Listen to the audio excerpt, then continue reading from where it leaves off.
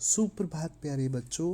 Punjab achievement सर्वे 2020 हिंदी विषय की अभ्यास शीट 55 में आप सभी का स्वागत है। एक दिन दीपा अपनी सहेली के साथ नदी के किनारे कपड़े धो रही थी और थोड़ी ही दूरी पर रवि और हरीश नदी में नहा रहे थे। नहाते नहाते रवि नदी में डूबने लगा तो हरीश ने उसे बचाने की कोशिश की और सहायता के लिए चिल्लाने लगा।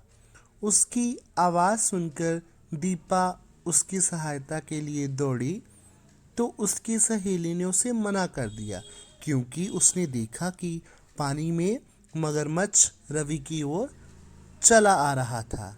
लेकिन दीपा ने उसकी परवाह नहीं की और पानी में कूद गई। उसने जल्दी से रवि को पकड़ा और किनारे पर ले आई। इस प्रकार उसने रवि को मगरमच्छ से बचा लिया। प्रश्न नंबर 1, दीपा कैसी लड़की थी? साहसी, डरपोक, कमजोर या तैराक?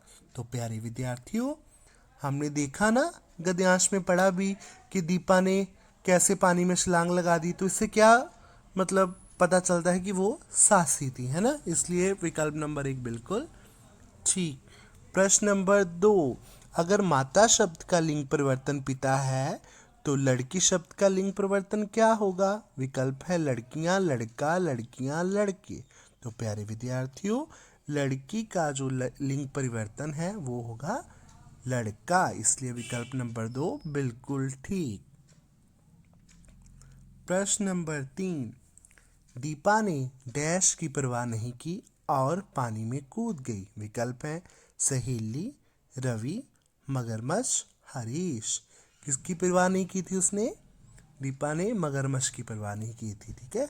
इसलिए विकल्प नंबर 3 बिल्कुल ठीक।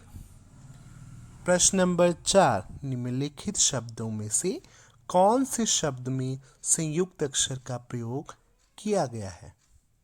मगरमच्छ, सहेली, कपड़े, नदी। तो प्यारे विद्यार्थियों, हमें पता है संयुक्त अक्षर कौन से होते हैं, जिसमें एक आधा और एक अक्षर पूरा, ठीक है। तो किस में लगा हुआ है आधा अक्षर?